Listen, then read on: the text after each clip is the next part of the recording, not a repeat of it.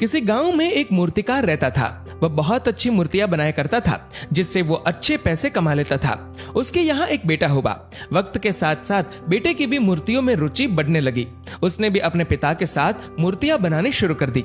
वो भी बहुत सुंदर मूर्तियां बनाया करता था। बाप ये देखकर बहुत खुश होता था, लेकिन फिर भी वह कुछ न कुछ कमी उसकी मूर्तियों में निकाल ही दिया करता था और कहता था, तुमने बहुत सुंदर मूर्ति बनाई है, लेकिन इस कमी को दूर करने की कोशिश करना। बेटा भी कोई शिकायत नहीं करता था और अपने बाप की सलाह मानकर अपनी मूर्तियों को और भी बेहतर करता रहा। इस लगातार सुधार के कारण बेटे की मूर्तियां बाप से भी अच्छी बनने लगी और एक समय ऐसा भी आया जब लोग बेटे की मूर्तियों को ज्यादा पैसे देकर खरीदने लगे, जबकि बाप की मूर्तियां अपनी पुरानी कीमत पर ही बिकती रही।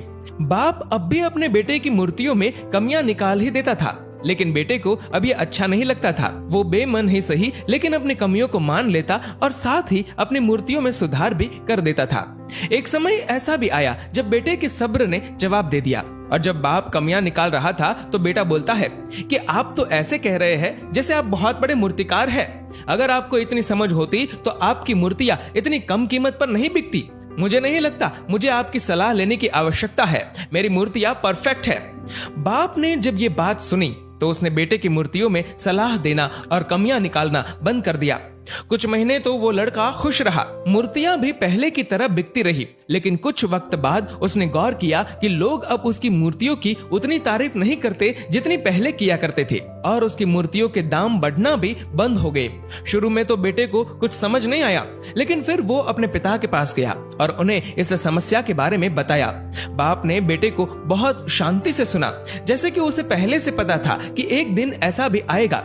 बेटे ने भी इस बात को नोटिस किया और पूछा कि क्या आप पहले जानते थे कि ऐसा होने वाला है? बाप ने कहा हाँ, क्योंकि आज से कई साल पहले मैं भी इन्हीं हालातों से गुजर चुका हूँ। बेटे ने सवाल किया कि फिर आपने मुझे समझाया क्यों नहीं? बाप ने जवाब दिया, क्योंकि तुम समझना नहीं चाहते थे। मैं जानता हूँ कि मैं तुम्हारे जितनी अच्छी मूर्तियां नहीं बनाता। ये भी हो सकता है कि मूर्तियों के बारे में मेरी सलाह गलत हो और ऐसा भी नहीं है कि मेरी सलाह की वजह से तुम्हारी मूर्ति बेहतर बनी हो। लेकिन जब मैं तुम्हारी मूर्तियों में कमियां दिखाता था तब तुम अपनी बनाई मूर्तियों से संतुष्ट नहीं होते थे। तुम खुद को बेहतर करने की कोशिश करते थे और वही बेहतर होने की कोशिश तुम्हारे कामयाब होने की वजह थी। लेकिन जिस दिन तुम अपने काम से संतुष्ट हो गए और तुमने ये भी मान लिया कि इसमें बेहतर होने की और गुंजाइश नहीं है, तुम्हारी वृद्धि भी रुक गई। लोग हमेशा तुमसे बेहतर की उम्मीद करते हैं और यही कारण है कि अब तुम्हारी मूर्तियों के लिए तुम्हारी तारीफ नहीं होती, न ही उनके लिए तुम्हें ज्यादा पैसे मिलते हैं। बेटा थोड़ी देर चुप रहा, फिर उसने सवाल किया, तो अब मुझे क्या करना चाहिए?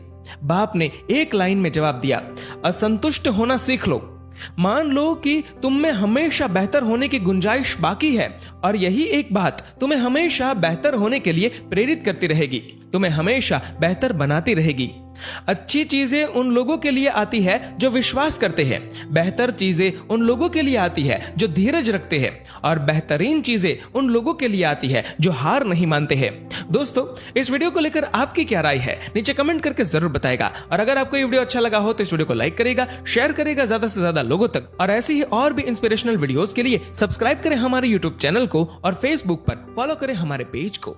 धन्यवाद।